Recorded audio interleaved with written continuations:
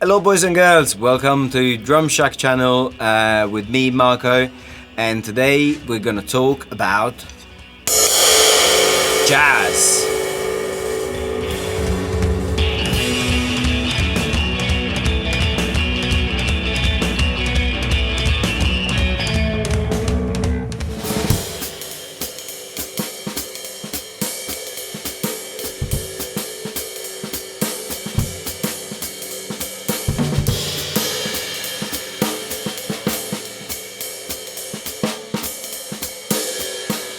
Right, I'd like to start this video saying that I'm not a jazz drummer.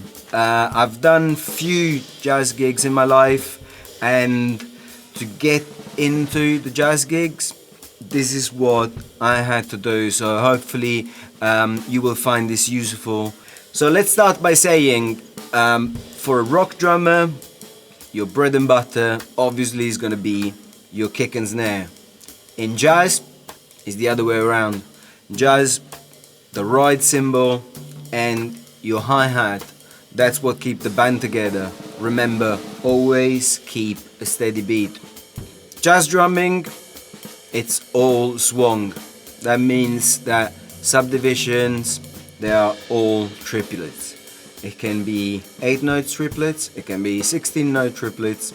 Instead than your normal 1E and a 2E and a 3E and a 4E and you are gonna have something more like 1 and a 2 and a 3 and a 4 and a. Basic pattern.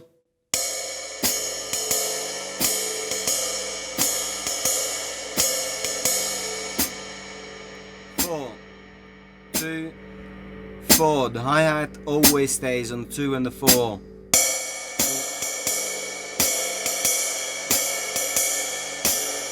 If you can do this solid for all night, your bass player will thank you, your piano player will thank you, you will get probably booked again.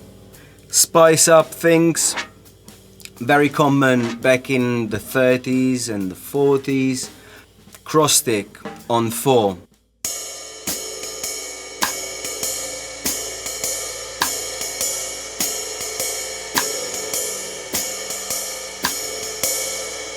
This is very common for like bass solo when you need to keep your dynamic down.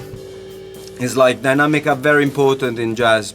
That's the most important thing. From there we can put, if you want to spice things even more, you can add the kick drum and you can feather the quarter note. All the quarter note, nice and light.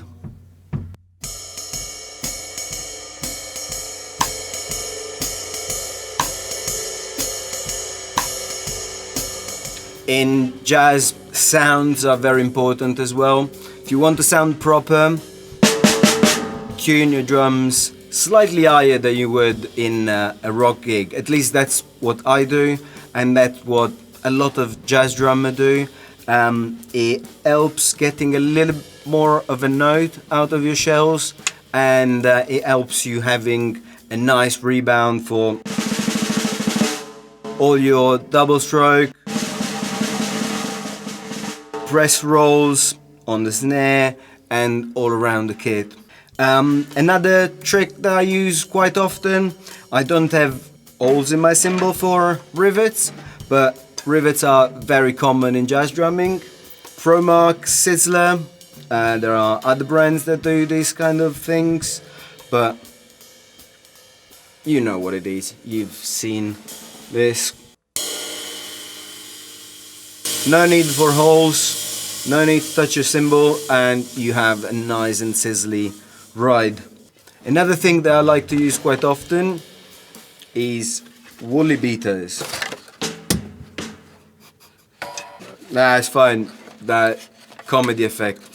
Woolly beater, this will give you a softer attack and nice warm sound. Because of the super soft surface, it will definitely have less attack and less impact. All my earliest jazz gigs, vocal jazz, so where you have a singer in front of you leading the band, a lot of tunes feature brushes. very common instrument for jazz drummers. Brushes are hard work. You can get yourself started. First motion for brushes, you keep your left hand going around the drum. Some people take points on their drums for 1 and 3 or 2 and 4, however you like. Nice and steady, create a nice sound, and you create the ostinato with your right hand or left if you're left-handed.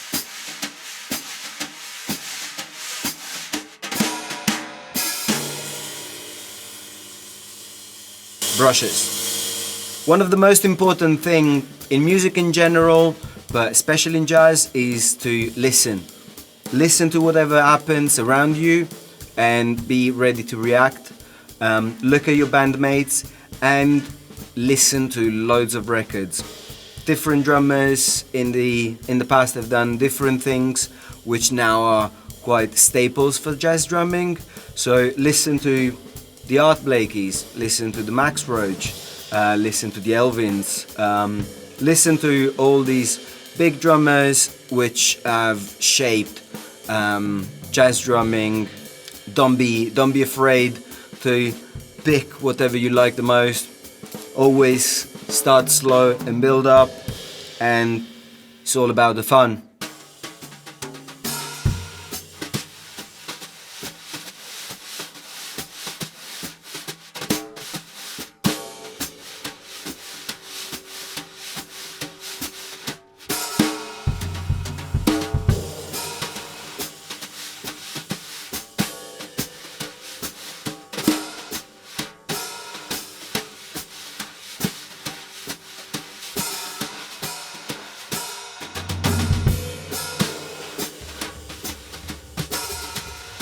Alright guys, thank you for watching, and if you like the video, let us know. Leave a comment down below, hit the subscribe button, and let us know what you think about jazz drumming, if it's something that appeals to you, if it's something that doesn't appeal to you.